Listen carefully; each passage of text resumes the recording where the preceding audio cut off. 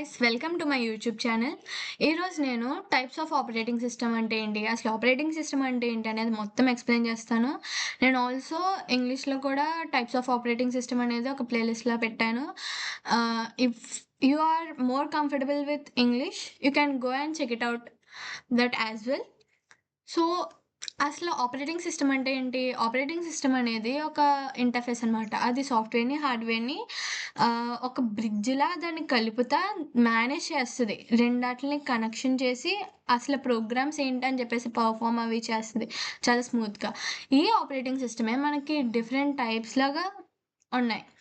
మనకి కొన్నాటిలో అడ్వాంటేజెస్ అల్లా ఇంకోటి దాంట్లో అవి డిసడ్వాంటేజెస్ అవుతాయి. Vice versa. అంటే కొన్ని డిసడ్వాంటేజెస్ వల్ల ఇంకో దాంట్లో అడ్వాంటేజెస్ అవుతాయి. అసల ఈ 8 వరకు వచ్చేసరికి కొన్ని కొన్ని అలా మోడిఫై చేస్తూ చేస్తూ మనకి వచ్చారనమాట. కానీ అసలు మోడిఫై చేయకుండా ఎర్లీ స్టేట్‌లో ఉన్నవి కూడా మనకి కొన్ని పర్టిక్యులర్ దాంట్లో యూజ్ అవుతాయి.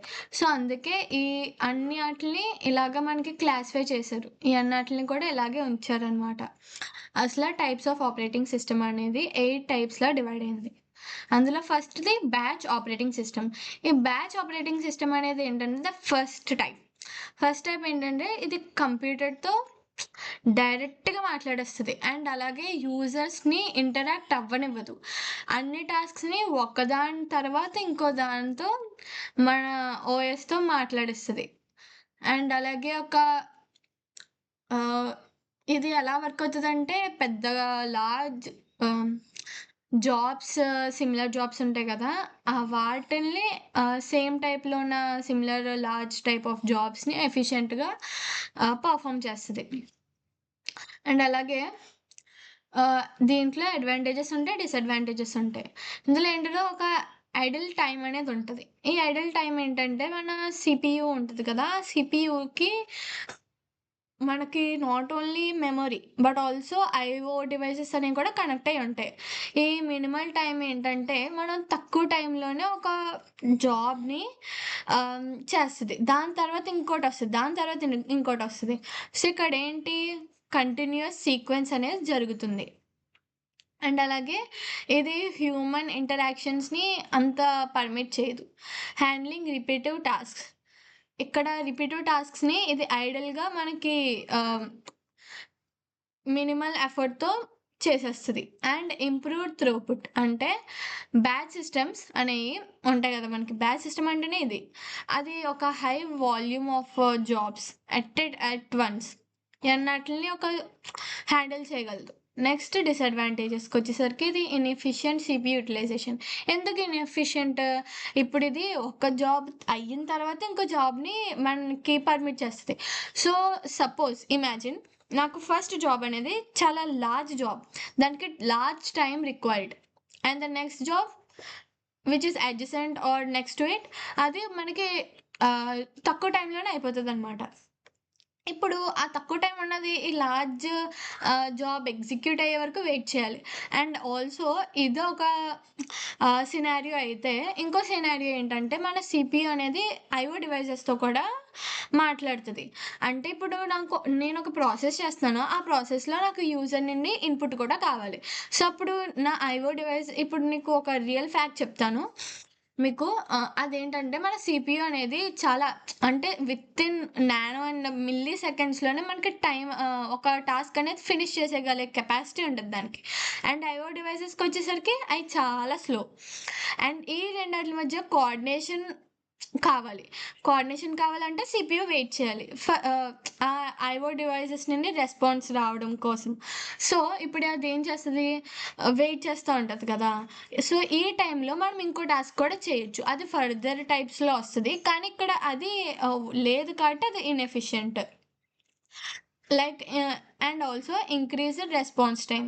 Lack of real time feedback. మనల్ని యూజర్స్‌ని ఇది ఇంటరాక్ట్ చేయడానికి అలో చేయదు కాబట్టి, మనం ఫీడ్‌బ్యాక్ ఇవ్వలేం కాబట్టి, అది lack of real time feedback అనేది డిసడ్వాంటేజెస్‌లోకొస్తది. అగైన్ ఇది ఒక పాత కాలందైనా కూడా అది స్టిల్ మనకి library book records, stock market reports, insurance claim processing ఇది నాట్ ఓల్డ్ అంటే ఓల్డ్ టైప్ కాదు. దీనికంటూ ఒక స్పెసిఫిక్ దేనికంటూ దానికొక యూనిక్‌నెస్ ఉంటది. ఆ యూనిక్‌నెస్సే దాన్ని డిఫరెంట్ టైప్స్ దాంట్లో మనకి అది ఇన్వాల్వ్ చేస్తా ఉంటది. ఇందులో అది బావుంటది, ఇందులో ఇది బావుంటది అని సజెస్ట్ కూడా ఉంటాయన్నమాట సజెషన్స్‌కి. Next multi programming operating system. Again ఒక మల్టీ ప్రోగ్రామింగ్ ఉంటది. మల్టీ ప్రాసెసింగ్ కూడా ఉంటది. మల్టీ ప్రోగ్రామింగ్‌కొచ్చేసరికి మన మెమరీ ఉంటది కదా! ఆ మెమరీ అనేది మనకి స్లాట్స్ ఎలొకేట్ చేస్తదనమాట మెమరీని. ఆహ్, దేనికి ఎలొకేట్ చేస్తది? డిఫరెంట్ ప్రోగ్రామ్స్‌కి మెమరీని ఎలొకేట్ చేస్తది. అండ్ సీపీయూ అనేది ఏ ప్రోగ్రామ్ ఫస్ట్ తీసుకుందాం అనేది కూడా దానికనే ఆప్షన్ అనేది ఉంటది. అది స్విచ్ చేసుకోగలదు. అండ్ రిసోర్సెస్ అన్నీ మన ఐఓ డివైజెస్‌ని కంప్లీట్‌గా యూజ్ చేసుకుంటదనమాట ఇది.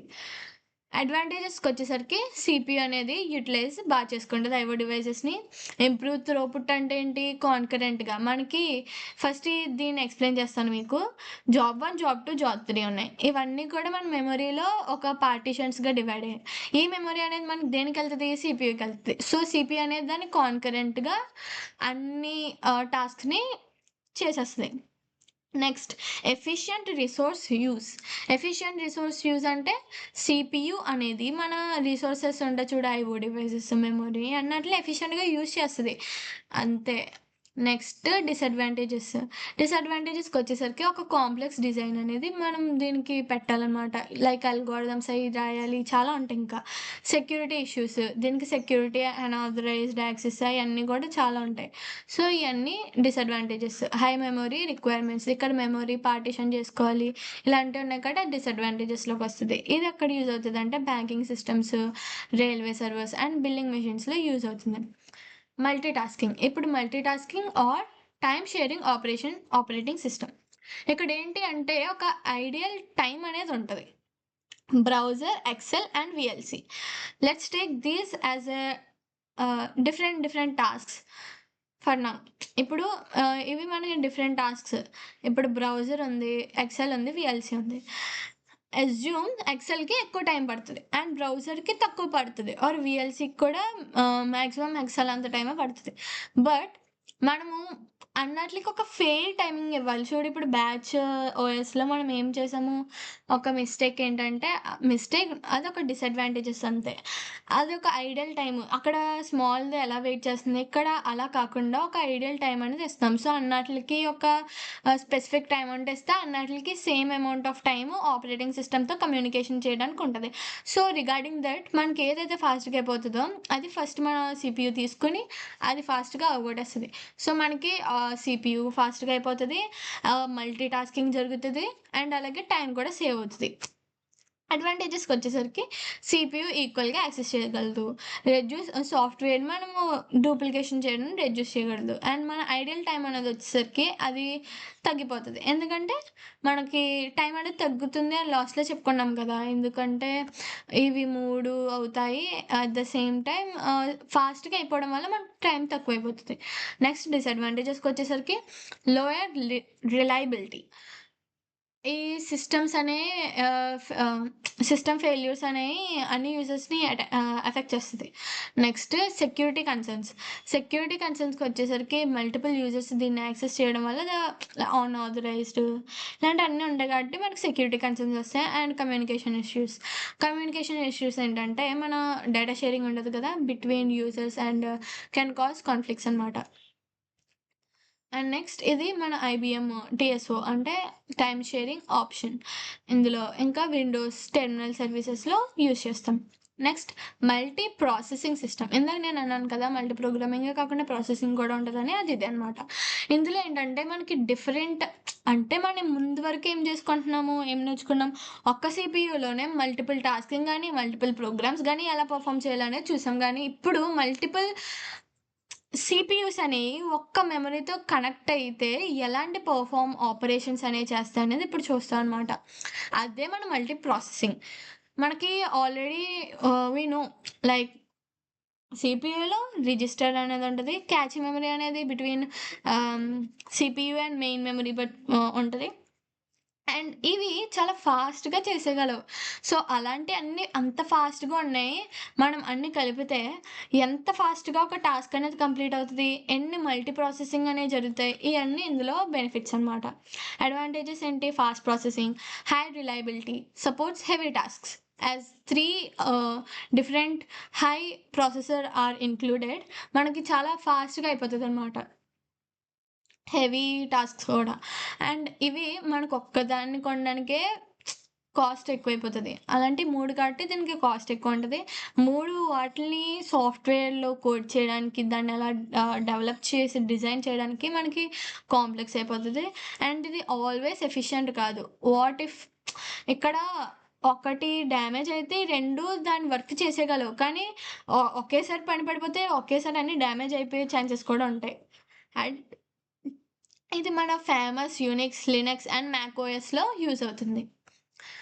Coming to distributed operating system. ఈ డిస్ట్రిబ్యూటెడ్ ఆపరేటింగ్ సిస్టమ్ అనేది ఏంటంటే, మనకి ముందులో అయితే మెమొరీతో అన్నీ కలిసాయి. ఇది అలా కాదు. ఇది ఇప్పుడు మనం కంప్యూటర్స్ చాలా డిఫరెంట్ ఉన్నాయి. ఈ డిఫరెంట్ కంప్యూటర్స్ అనే కేబుల్ ఆర్ ఎ కమ్యూనికేషన్ నెట్వర్క్‌తో బైండ్ అయ్యి ఉంటాయి. సో, ఎలాంటి రిస్క్స్ ఎలాంటివి అని ఉండవు. సో, ఇది ఏం చేస్తది, మనకి ఈ చాలా ఫాస్ట్‌గా అయిపోతది. కమ్యూనికేషన్ అవుతది, షేర్డ్ మెమరీ అవుతది, సీపీయూ, మెమరీ, డిస్క్ ఇయన్నీ కలిసి ఒక సింగిల్ యూనిట్‌లో ఉన్నాయి గదా! సో, ఇదే మెయిన్ బెనిఫిట్ అనమాట. ఇదొక రిమోట్ యాక్సెస్ అనేది ఇస్తుంది. అండ్ అలాగే ఇది ఈజీలీ స్కేలబుల్. లైక్ నెట్వర్క్ ఉండడం వల్ల ఈజీగా సిస్టమ్స్ అన్నీ కూడా and we can also add systems. అంటే ఇప్పుడు ఇంకో సిస్టమ్‌ని యాడ్ చేయొచ్చు. ఈ సిస్టమ్‌ని రిమూవ్ చేయొచ్చు. అలాంటివి మనకి అడ్వాంటేజెస్‌గా వస్తాయి. Like lower processing delays. ఈ లోయర్ ప్రాసెసింగ్ ఏంటంటే, ప్రాసెసింగ్ డిలేస్ అసలు ప్రాసెస్ చేసేటప్పుడు మనకి డిలేస్ అనేవి తగ్గుతాయి. ఎందుకంటే ఇప్పుడు నాకు ఈ ఈ మెమరీ డిస్క్ ఇందులో ఎక్కువ ఆహ్, ప్రాసెస్ అనేది ఇచ్చేసా.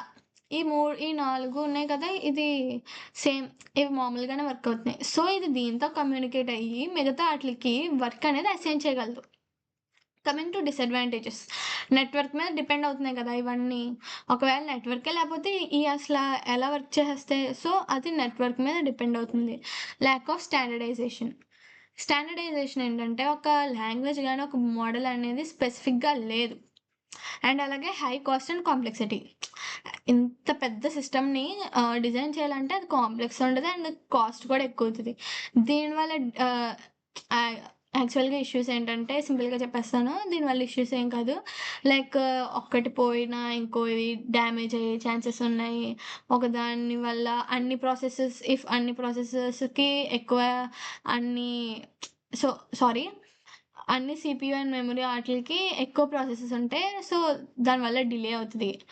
అండ్ ఆల్సో ఇది ఇక్కడి నుండి ఇక్కడికి కమ్యూనికేట్ అవ్వడానికి ఇలాగ టైం అనేది ఎక్కువ కూడా పట్టేస్తది. అది దీని ఇష్యూస్. ఇఫ్ పాసిబుల్ మీరిది చదవండి. అండ్ ఎగ్జాంపుల్స్‌కొచ్చేసరికి లోకస్, మైక్రోస్ అండ్ అమోeba ఈ 3 ఎగ్జాంపుల్స్. Networking operating system. ముందు కమ్యూనికేషన్ నెట్వర్క్ ఏంటంటే ఆహ్, అది కమ్యూనికేషన్‌ది. ఈ నెట్వర్క్ ఆపరేటింగ్ సిస్టమ్ ఏంటంటే ఒక ఫైల్ సర్వర్‌ది. ఇప్పుడు మీరు కాలేజ్‌లో చదువుకుంటుంటే మనకి ల్యాబ్స్ ఉంటాయి. అక్కడ సిస్టమ్స్ అన్నీ నెట్వర్క్ మీద వర్క్ అవుతాయి. కానీ అదేం నెట్వర్క్, అదొక సర్వర్‌కి అనేది కనెక్ట్ అవుతది. మన కాలేజ్‌కంటూ ఒక సర్వర్ ఉంటది. ఆ సర్వర్‌కి మన సిస్టమ్స్ అన్నీ కనెక్ట్ అయితే మనకి వర్క్ అనేది అండ్ ఆల్సో నెట్వర్క్ అనేది వస్తదనమాట. అండ్ అది మనక డేటాని యూజర్స్‌కి సెక్యూరిటీ ప్రొవైడ్ చేయడం ఇయన్నీ కూడా జరుగుతాయి. ఆల్సో ఇప్పుడు నేను దీన్ని ఎక్స్‌ప్లెయిన్ చేస్తున్నా గదా! మనకి ఆహ్, ఈ సర్వర్ ఉందా? ఈ సర్వర్ అనే ఈ సర్వర్ అనేది ఇప్పుడు క్లయింట్ ఈ వీళ్ళని కన్సిడర్ చేయకండి. ఈ అన్ని ల్యాప్‌టాప్స్ గూడా ఈ సర్వర్‌కనే కంబైన్ అవుతాయి. సో, మనం ఫైల్ ట్రాన్స్‌ఫర్ అండ్ ఏమైనా రికార్డ్ ట్రాన్స్‌ఫర్స్ అనేవి ఈ క్లయింట్స్ అనేవాళ్ళు ఈ సర్వర్ ద్వారా మెనీ యూజర్స్ తోటి కమ్యూనికేట్ అయ్యి మార్చుకోవచ్చనమాట. అడ్వాంటేజెస్‌కొచ్చేసరికి ఇది centralised and stable. Easy upgrades పెట్టుకోవచ్చు. మళ్ళీ రిమూవ్ కూడా చేసేసుకోవచ్చు. Remote access. Users can access the server from different locations. ఎక్కడన్నా అంటే ఇప్పుడు ఫస్ట్ ఫ్లోర్‌లో మాకు సర్వర్ ఉంది. మేము కిందున్న ల్యాబ్స్ నుండి గూడా మేము దాన్ని యాక్సెస్ చేయొచ్చు. ఆర్ పైనున్న ల్యాబ్స్ నుండి గూడా మేము యాక్సెస్ చేయొచ్చు. ఎందుకంటే డిఫరెంట్ లొకేషన్స్ నుండి కూడా మనం యూజ్ చేసుకోవచ్చు. High server cost. సర్వర్ అనేది చాలా కాస్ట్ ఉంటది. ఇందాక మనము ఎలా అయితే నెట్‌వర్క్ మీద డిపెండ్ అయ్యామో, ఇప్పుడు సర్వర్ మీద డిపెండ్ అవుతున్నాము. అండ్ దీని మెయింటెనెన్స్ కూడా కాస్ట్ చాలా ఎక్కువ పడతది. దీని ఎగ్జాంపుల్‌కొచ్చేసరికి మన విండోస్ ఉన్నాయి కదా! విండోస్ 10, విండోస్ 11 ఇదే అనమాట. Microsoft Windows, Unix, Linux and Mac OS X. Next real time operating system. ఈ రియల్ టైమ్ ఆపరేటింగ్ సిస్టమ్ అనేది వచ్చేసరికి ఒక టైమ్ కన్‌స్ట్రెయింట్ మీద వర్క్ అవుతదనమాట. మనం టైమ్ ఇంటర్వెల్ ఉంటది కదా! ఆ ఒక ప్రాసెస్ అనేది ఫినిష్ అవ్వడానికి అండ్ ఇన్‌పుట్స్‌కి రెస్పాండ్ అవ్వడానికి అది చాలా తక్కువ. అండ్ అలాగే ద టైమ్ ఇంటర్వెల్ అనేది దాన్నేమంటామంటే రెస్పాన్స్ టైమ్ అని అంటామనమాట. ఈ రియల్ టైమ్ సిస్టమ్స్ అనేయి ఏంటి? అదొక వెరీ స్ట్రిక్ట్ కన్‌స్ట్రెయింట్ అనేది ఫాలో అవుతది. సో, ఈ స్ట్రిక్ట్‌గా ఫాలో అవ్వడం వల్ల మనం దీన్ని మిసైల్ సిస్టమ్స్‌లోని, air traffic like control systems, రోబోట్స్‌లోని యూజ్ చేయొచ్చు. సో, ఇది ఫాస్ట్‌గా రియాక్ట్ అవుతది అండ్ టైమ్ అనేది తక్కువ తీసుకుంటది.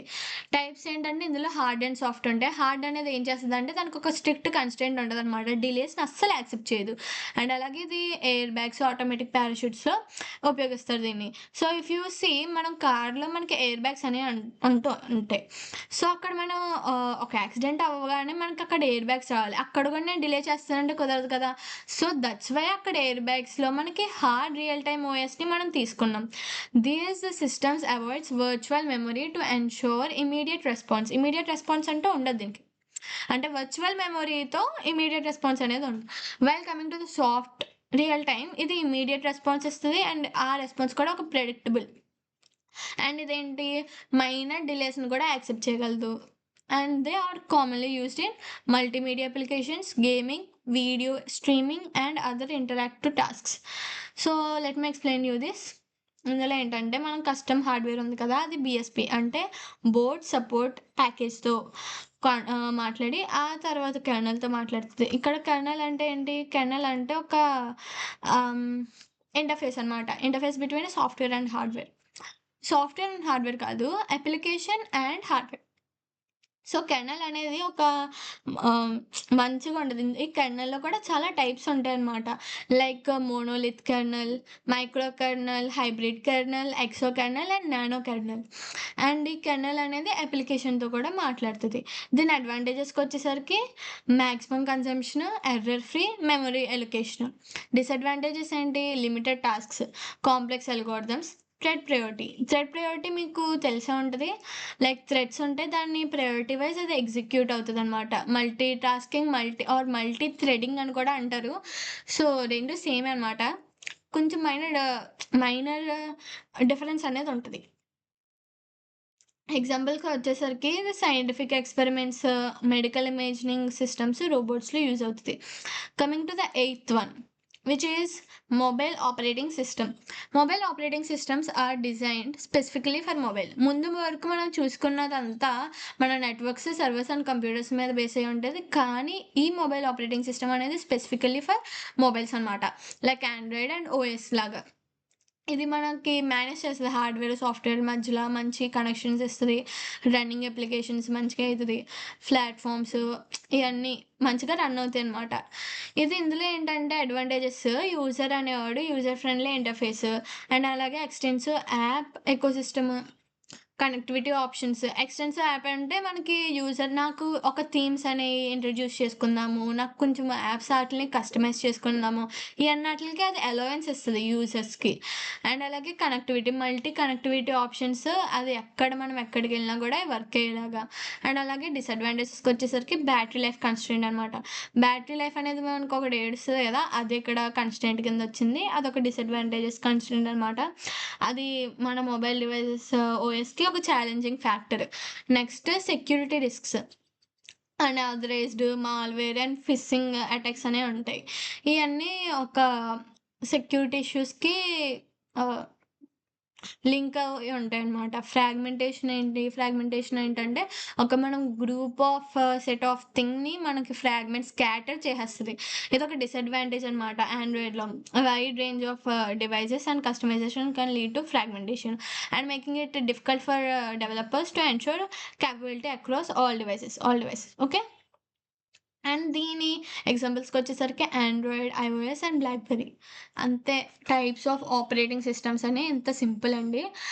సో, ఇప్పటివరకు ఈ వీడియో చూసి వెళ్ళిపోకుండా లైక్, షేర్ అండ్ సబ్స్క్రైబ్ చేయండి. Thanks for watching this video.